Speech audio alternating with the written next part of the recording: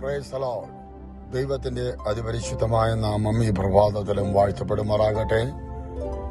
കർത്താവിങ്കിലേക്ക് നമ്മുടെ കണ്ണുകൾ ഉയർത്തുവാൻ നമ്മുടെ ദൈവം നമ്മുടെ ജീവിതത്തിൽ തരുന്ന ഓരോ സാവകാശങ്ങളും വിലയേറിയതായി കണ്ടുകൊണ്ട് ഇന്ന് പ്രഭാതത്തിൽ നമുക്കായിരിക്കാം. യെശയ്യാ പ്രവചനം 43 അധ്യായം അതിന് 19 വാക്യം. ഇതാ ഞാൻ പുതിയതൊന്ന് ചെയ്യുന്നു, അത് ഇപ്പോൾ ഉത്ഭവിക്കും. അതേ, ഞാൻ മരുഭൂമിയിൽ ഒരു വഴിയും നിർജ്ജന പ്രദേശത്ത് നദികളെയും ഉണ്ടാക്കും.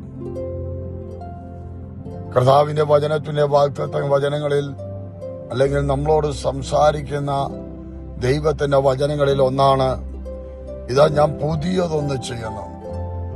ആരാണ് ഞാനാകുന്നെന്ന് പറഞ്ഞവൻ? ഞാൻ സർവശക്തിയുള്ള ദൈവമെന്ന് പറഞ്ഞവൻ, ഞാൻ നിന്റെ ദൈവമായ യഹോവ എന്ന് പറഞ്ഞവൻ ഇന്ന് പകൽക്കാലം പറയാ, അതെ, ഞാൻ ഇപ്പോൾ പുതിയതൊന്ന് ചെയ്യുകയാണ്. അത് ഇപ്പോൾ ഉത്ഭവിക്കും.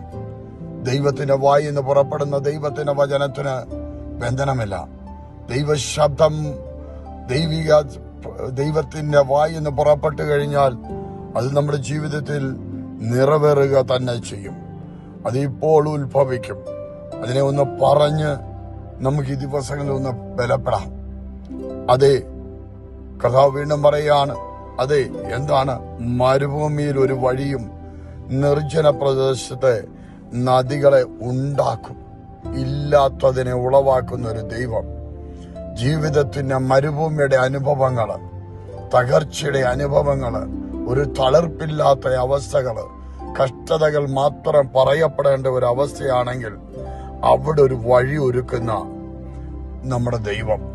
തീർന്നില്ല, ആൾപ്പാർപ്പില്ലാത്ത നിർജ്ജനമായ, കടന്നു ചെല്ലാൻ പേടിക്കുന്ന അല്ലെങ്കിൽ ഭയപ്പെടുന്ന അങ്ങനെയുള്ള ഒരിടത്ത് നദികളെ ഉളവാക്കി പച്ചപ്പുല്ലിനെ വളർത്തുന്ന ഒരു ദൈവത്തിന്റെ കരം. ഇന്ന് പോൽക്കാലം പ്രത്യാശയോടെ ആ വലിയ ദൈവത്തിന്റെ കരങ്ങളിലേക്ക് ഏൽപ്പിച്ച് അതെന്റെ ജീവിതത്തിൽ സംഭവിക്കാൻ പോകുന്നു എന്ന് പ്രഖ്യാപിച്ചുകൊണ്ട് ഈ ദിനമായിരിക്കാം സർവശക്തനായ ദൈവം ഏവരെയും അവിടുന്ന് അനുഗ്രഹിക്കുമാറാകട്ടെ. ഈ ശബ്ദം ശ്രദ്ധിക്കുന്ന ഏവരെയും സ്വർഗത്തിലെ ദൈവം ധാരാളമായി അനുഗ്രഹിക്കുമാറാകട്ടെ. ആമേൻ, ആമേൻ, ആമേൻ.